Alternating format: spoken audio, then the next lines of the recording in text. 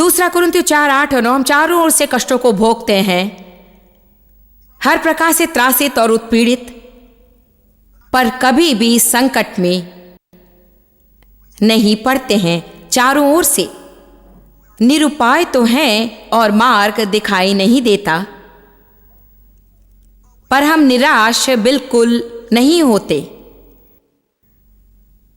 निराश शब्द का अर्थ है बिना किसी आशा के, बिल्कुल आशा रहित, चारों ओर से हताश, ना कोई सहारा और ना कोई किनारा। पौलुस ने कहा कि उन्हें मार्ग दिखाई नहीं देता, पर उसने ये नहीं कहा कि मार्ग नहीं है। जब हमें मार्ग दिखाई नहीं देता, हमें याद रखना पड़ेगा कि यीशु ने वचन दिया था कि मैं मार्ग हूं। आमीन। वो मार्ग बनाता है, मार्ग वो खोलता है। इस्राएलियों को मार्ग दिखाई नहीं दिया था जब लाल समुद्र उनके सामने था और पीछे थी मिस्री सेना। सो प्रभु ने लाल समुद्र को दो भाग कर दिया, और वो आपके और मेरे लाल समुद्र को भी दो भाग कर देगा यदि हम आगे बढ़ते चले जाएं। आमीन। प्रयास छोड़ नहीं सकते, त्याग नहीं सकते। शैतान चाहता है कि हम बचाव करते रहें, प्रभु चाहता है कि आक्रामक बनकर आगे बढ़ें। शैतान द्वारा हाके हुए बहुत से लोग किसी कोने में विवशता में जीवन बिता देते हैं, मगर हमारी मनोवृत्ति ऐसी नहीं होनी चाहिए। कई साल पहले मैं किसी से बातें कर रही थी और उन्होंने पूछा मैं कैसी थी। फिर उन्हें मैंने समय देकर समझाया किस तरह मुझ पर चढ़ाई हो रही थी। जब वार्तालाप समाप्त हुआ और वे चले गए तो पवित्र आत्मा ने मेरे हृदय में कहा, यदि चढ़ाई तुम करती तो तुम पर चढ़ाई की संभावना ना होती। आप समझ रहे ना? तो हमें आक्रामक बनना चाहिए और आत्मा उग्र होनी चाहिए। हमारी अवस्था में सनसनी होनी चाहिए। हाल ही में शहर में एक पास्टर के लंच पर गई थी, क्योंकि मैं वहां एक संगोष्ठी करने गई थी और हम लंच के लिए समय से पहले पहुंचे। बहुत से पास्टर आए हुए थे वहां हमारे साथ काम करने, और लंच के बाद उन्हें मैंने प्रश्न पूछने दिया और उनमें से एक ने कहा, आज का यह अनुष्ठान महान है, ये लोगों में जागृति की सृष्टि कर रहा है और हम उत्तेजित हैं, मगर आपके चले जाने के बाद ये कैसे बनी रहेगी? तो मैंने कहा, देखिए, मुझे प्रतीति है कि बाइबल कहती है कि अपने को पवित्र आत्मा में जागृत करो। हमें इस मनोवृत्ति से पिंड छुड़ाना पड़ेगा कि कोई मेरे निकट आकर मुझे उत्तेजित करेगा। दाऊद ने कहा था, मैंने अपने को प्रोत्साहित किया प्रभु में। जब दाऊद को कोई प्रोत्साहन नहीं दे रहा था और वो गोलियत से लोहा लेने की तैयारी कर रहा था, वास्तव तो ये है कि ना केवल कोई उसे प्रोत्साहित नहीं दे रहा था, वे गले पड़कर उसकी हिम्मत तोड़ रहे थे। क्या ये भयानक बात नहीं कि जब आप परमेश्वर में विश्वास की हर मुमकिन कोशिश कर रहे हैं और लोग आकर कहते हैं कि ये सब थोड़े ही काम देने वाला है? दाऊद एक दानव से लड़ने को तैयार था और उसे लगा कि वो परमेश्वर और विश्वास से परिपूर्ण है, और उन्होंने कहा, तू तो बच्चा है, बहुत छोटा है, तू ये नहीं, तू वो नहीं, तू तो अभी बालक है। उसने अपने आप को प्रभु में प्रोत्साहित किया और उस भालू और सिंह को उसने याद किया जिन्हें उसने मार डाला था। उसने वे समय भी याद किए जब वो अकेला होता था और केवल वो और परमेश्वर होते, कोई स्वाभाविक सामग्रियां नहीं थी। देखिए, जब हम एक कोने में फंस जाते तो हम चारों ओर देखते कि हमारे पास क्या है। मेरे पास तो धन नहीं, इस क्षेत्र की कोई जानकारी भी नहीं है मेरे पास, पता नहीं मैं क्या करूंगी, मेरी मदद करने वाला भी कोई नहीं है। ये बहुत बड़ी बात है ना कि कोई भी आपकी मदद नहीं करने वाला है। मगर एक बात जानते हैं, आप और प्रभु अगर एक हो जाए तो और किसी की जरूरत ही नहीं प्रभु का काम करने के लिए। ये सोचना भी बंद कीजिए कि आपको कुछ लोग सदा यात्रा में हिम्मत दिलाते ही रहेंगे। ये तो भला है, किंतु हमारी मनोदशा यूं होनी चाहिए, मुझे तो वो चाहिए, मगर ना मिले तो ना सही, उसके बिना जी भी लूंगा। हम दूसरों पर बहुत निर्भर करते हैं, भावनाओं पर बहुत निर्भर करते हैं, किंतु परमेश्वर पर पर्याप्त नहीं, और हमें अपना परमेश्वर उतना बड़ा नहीं दिखता जितना देखना चाहिए। हम उसकी बात करें जिसने लाल समुद्र को 2 भाग कर दिया था। इसी से शायद उनकी सोच अवश्य शुद्ध हुए होंगे। हम सदा जानना चाहते हैं कि प्रभु कैसे करेगा, किंतु अधिकांश समय हम समझ भी नहीं पाते कि वो करना क्या चाहता है। इसे समझना हमारे छोटे से सीमित मन के बस की बात नहीं। सो हम समझते हैं कि कोई मार्ग नहीं क्योंकि हमें दिखाई नहीं देता, परंतु पौलुस ने ऐसा नहीं सोचा। उसने कहा, देखो हमारी ये समस्याएं हैं, हम क्लेश तो भोगते हैं, हर तरफ से दबे हुए हैं, त्रासित और उत्पीड़ित हैं, हर प्रकार से हर प्रकार से। हमें मार्ग दिखाई नहीं देता, पर हम निराश बिल्कुल नहीं होते, प्रयास नहीं छोड़ते। सब कहें प्रयास नहीं छोड़ते। पद 9, हमारा पीछा करते हैं, हम सताए जाते हैं। सब कहें सताए जाते हैं, अर्थात तंग किया जाना, शैतान से त्रासित होना, या जिस किसी के माध्यम से वो काम करे। क्या कोई त्रास देने वाला आपके जीवन में है?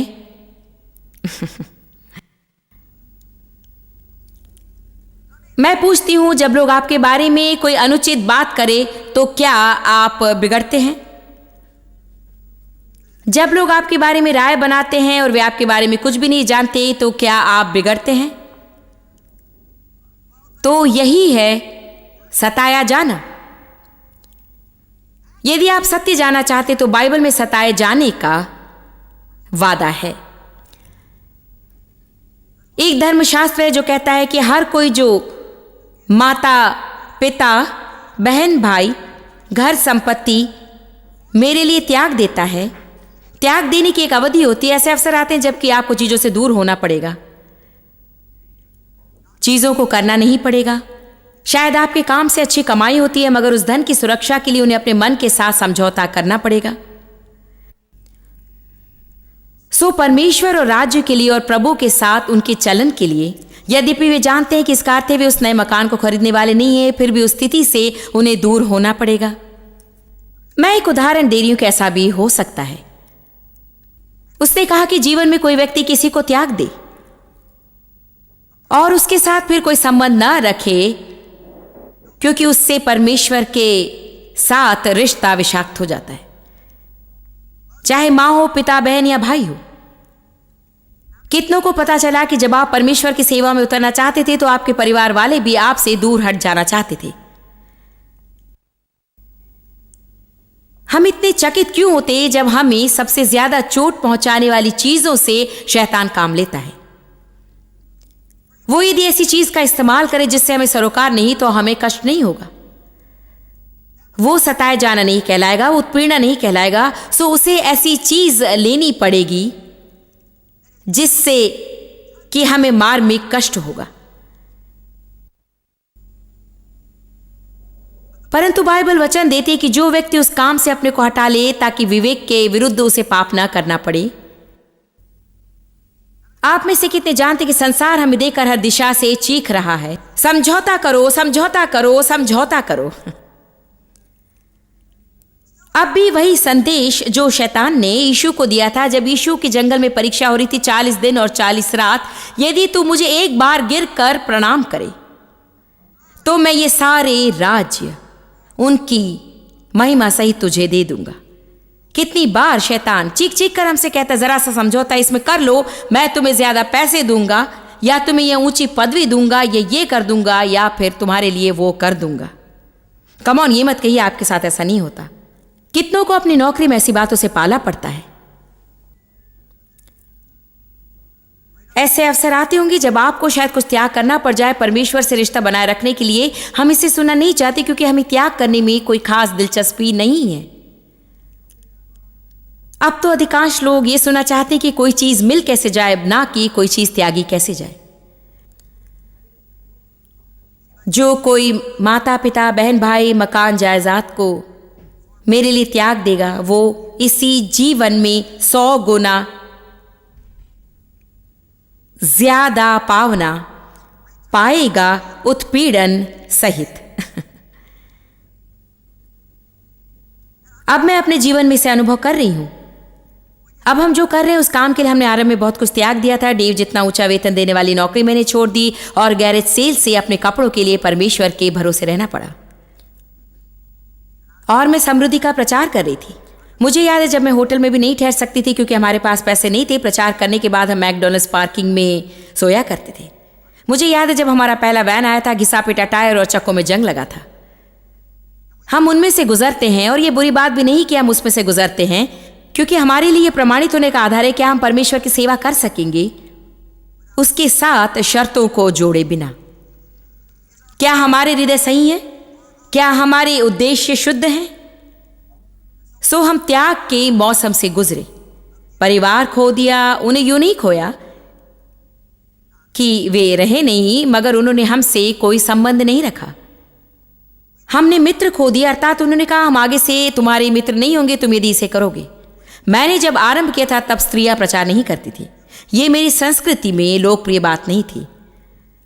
दुष्ट आत्माओं को निकालना लोकप्रिय नहीं था। रोगी पर हाथ रखना लोकप्रिय नहीं था। परमेश्वर की प्रचंड सेवा में रहना लोकप्रिय बात नहीं थी। रविवार को चर्च जाना लोकप्रिय था, मगर जहां परमेश्वर के साथ आपके रिश्ते से आपका जीवन प्रभावित होता और आप उस पर चलने लगते, ये लोकप्रिय नहीं था। आइए, आज मैं किसी से बातें कर रही हूं। हम लोग चर्च जाकर वहां बैठ सकते हैं। बहुत से लोग चर्चों में बैठे होते हैं जो मसीही नहीं है। मैं सदा कहती हूं मैं एक गैरेज में दिन भर बैठी रह सकती हूं, इससे मैं कार तो नहीं बन जाती। आमीन। केवल इसलिए कि हर रविवार को चर्च जाकर बैठ जाते इसका अर्थ नहीं कि आप मसीह हैं। यदि हमारी मसीहत हमारी जीवन शैली को ना छुए तो कोई कैसे कह सकता है कि मैं 2 साल पहले मसीह बना मगर उनकी जीवन शैली बिल्कुल भी नहीं बदली। जानते प्रभु आपके जीवन में हस्तक्षेप करेगा। आप क्या खाते पीते इसके बारे में प्रभु आपसे बातें करेगा। हम त्याग की अवधि पार कर चुके, सो स्वाभाविक है कि अब हम पावना पाने में हैं। परंतु हे प्रभु, उत्पीड़न आपको अपनी स्थिति पर डटे रहना होगा। मगर मेरी एक बात सुन लीजिए, ये अमूल्य है, क्योंकि जानते वे मूर्ख लोग तो आपके बारे में राय फेंकेंगे सदा सर्वदा। आमीन।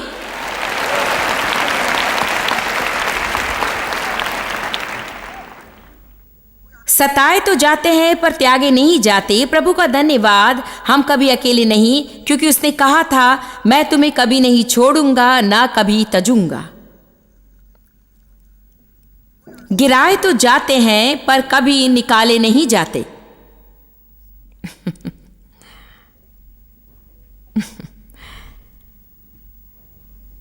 मैं कभी खेल से निकाली नहीं जाऊंगी। मैं शायद जय प्राप्त ना करूं मगर मैं खेल में रहूंगी।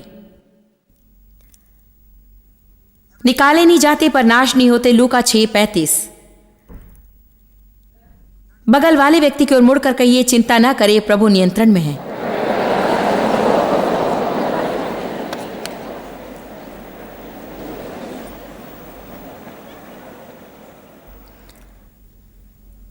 अब हम लोग उस धर्मशास्त्र को पढ़ने वाले हैं जिसे जीवन में क्रियाशील करना शायद सबसे कठिन है। जानते हैं कि कुछों को पढ़कर आमीन कहना आसान है, उनकी अपेक्षा जो घर लौटकर उन्हें क्रियाशील करते हैं। शत्रुओं से प्रेम रखो।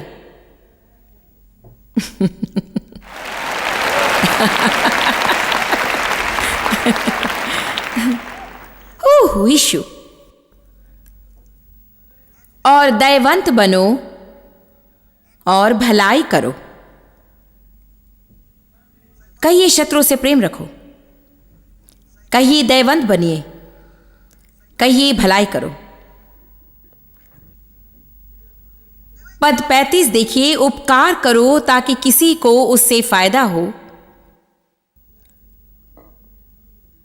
उधार दो और फिर वापस पाने की आस ना रखो। और ये न समझो कि कुछ खो गया। अन्य शब्दों में आप यूं ना सोचिए कि मैं लुट गया, ठग लिया गया, मैं हर किसी को देता हूं और कोई मेरे लिए कुछ नहीं करता। जिस मनोदशा से हम ये सब करते हैं वो महत्वपूर्ण है।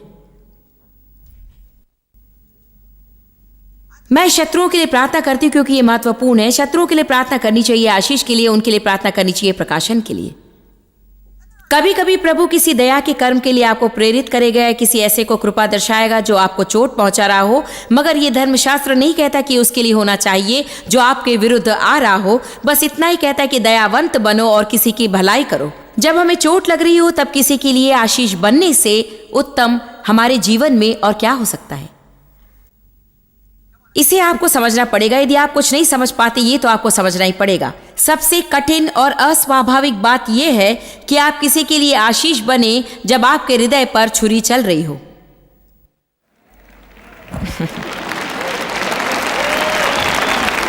मगर यही सबसे शक्तिशाली चीज है जो आप किसी के लिए कर सकते हैं। जब आपको चोट लग रही हो तभी हमें सीखना है कि सही कर्म कैसे करना है जब हमें गलत लगे तो भी। क्या आपने मेरी बात सुनी? देखिए, भावनाओं का हम पर अधिक नियंत्रण रहता है। हमें सही कार्य करना सीखना चाहिए चाहे वो हमें गलत लगे तो भी। हाल ही में किसी ने मुझसे कहा, मैं एक शिक्षण के लिए तैयार हो रही थी और सामने ही बैठी थी। उन्होंने मुझसे पूछा कि आप हमें ये क्यों नहीं सिखाती कि आप इतनी स्वस्थ कैसे रहती हैं? मैंने कहा, इसलिए कि मैं सबको सिखाने में व्यस्त हूं कि अस्वस्थ न रहें।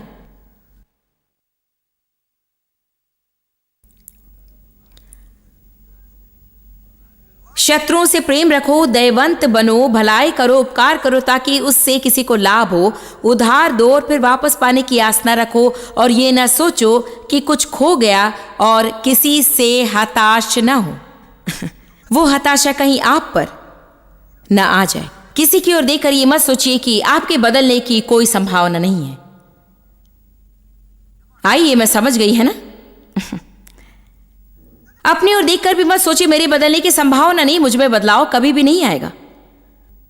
वही मूर्खता मूर्खता मूर्खता की बातें सदा।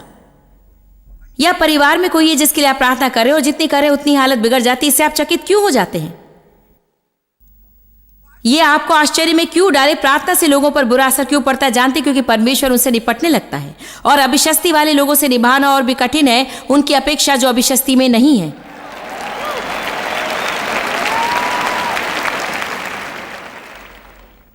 किंतु हम क्या करते हैं? प्रार्थना करने लगते हैं और बुरा असर, हम सोचते हैं ये काम नहीं करेगा, फिर हम छोड़ देते हैं। हमें सीखना है परमेश्वर की इच्छा का पता लगाना कि हम क्या करें ताकि हम जुट जाएं और करते रहे करते रहे करते रहे करते रहे करते रहे करते रहे जब तक कि आप शैतान को थका न दें।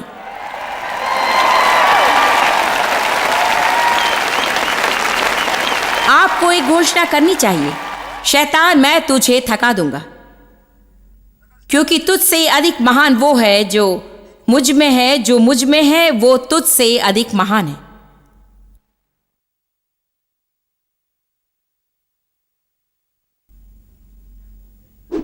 ये आसान तो नहीं है, पर हमें हर स्थिति का परिणाम जानने के लिए चिंता और बेचैनी को छोड़ देना पड़ेगा। हमें जानना है कि परमेश्वर हमारा प्रतिदान है, हमारा पुरस्कार है और वो नियंत्रण में है। आपके जीवन की प्रत्येक गति वो जानता है। आपके सिर का हर एक केश उसने गिन रखा है।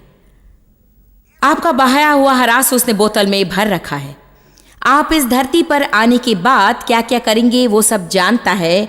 हर एक शब्द जो आप बोलने वाले हैं, जो अभी तक मुंह से निकला नहीं, वो जानता है। और यीशु ने कहा था, मैं मार्ग हूं। तो फिर हम इस तरह की बातें कभी ना करें कि बिल्कुल मार्ग नहीं है। मार्ग ही नहीं है, ये तो मुझसे कभी नहीं होगा, मार्ग नहीं है। आप नहीं बदलेंगे, मैं नहीं बदलूंगा, मेरे पास कभी पैसे नहीं होंगे, अच्छी नौकरी नहीं मिलेगी, नई कार कभी नहीं आएगी, मेरा अपना घर कभी नहीं होगा। मुझे आपके साथ महीना भर लगेगा बातचीत सिखाने के लिए।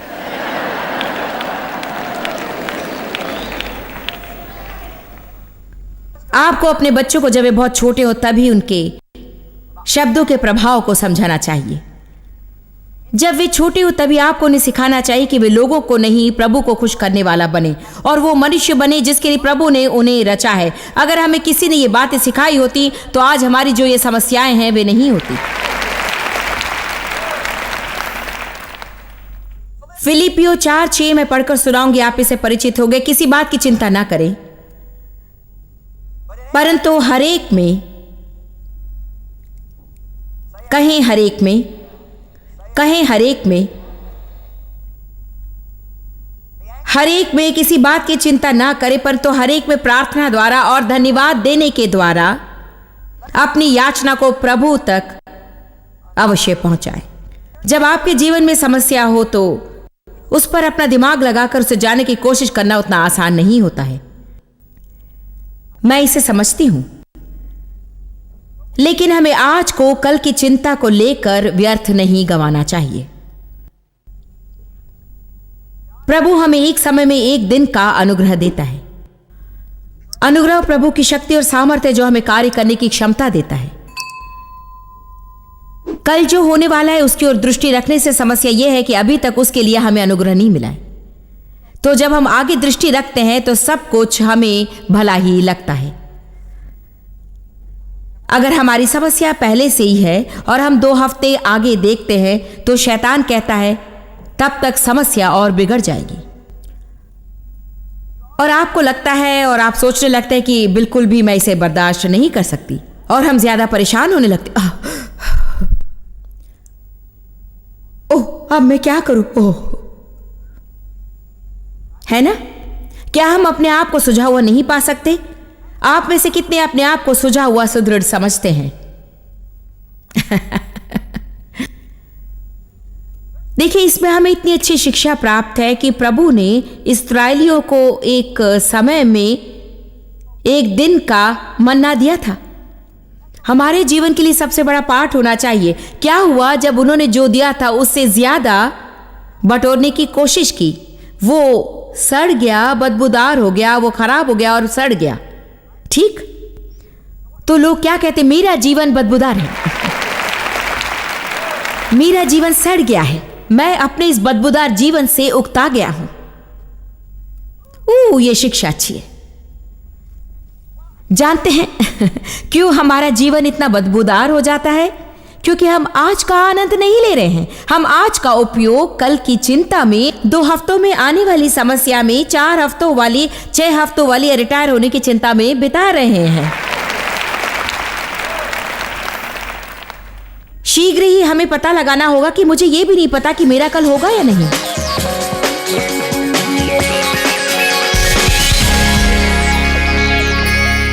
इस कार्यक्रम को समाप्त करती हुई मैं आपको एक बात की याद दिलाना चाहती हूं जो कि बहुत ही सीधी सादी है मगर बहुत ही शक्तिशाली है, जो आप कभी सुनेंगे। बात यह है कि परमेश्वर को आपसे बहुत प्रेम है। मैं उस स्त्री को कभी नहीं भूलूंगी जिसने एक दिन मेरे पास आकर कहा, जॉयस, एक दिन आपने टीवी के पर्दे की ओर उंगली उठाकर कहा था, प्रभु को आपसे प्रेम है। और उसने मेरे जीवन को बिल्कुल ही बदल दिया, क्योंकि मैंने इसे सुना नहीं था। हम लोग सोच लेते कि हर कोई इसे जानता है, मगर ये सच है कि हर कोई नहीं जानता कि प्रभु को उनसे प्रेम है। आप सोच सकते हैं कि उसे हर एक से प्रेम है, मगर आज मैं आपको बताती हूँ कि परमेश्वर आपसे प्रेम रखता है और बिना किसी शर्त के उसका प्रेम आपके किए पर आधारित नहीं है। आप गलतियां भी करें तो भी उसे प्रेम है। प्रभु प्रेम रखता है। मैं आपको प्रोत्साहित करूंगी कि ऊंची आवाज में अपने से इसे कहना शुरू करें, कम से कम दिन में 12 बार। आईने में अपनी ओर देखिए और जोर से बोलिए, प्रभु को मुझसे प्रेम है। जितना अधिक बोलेंगे, जितना अधिक ध्यान करेंगे, जितना अधिक सोचेंगे, उतना अधिक ये आपके जीवन की वास्तविकता बन जाएगा। आत्मविश्वास जागृत होगा और आप एक साहसी व्यक्ति बनेंगे जो आप कभी भी नहीं थे। समाप्ति के साथ एक बार फिर, प्रभु को आपसे प्रेम है। सब्सक्राइब दबाएं, लाइक करें, कमेंट लिखें और इस आशीष को शेयर कर दें।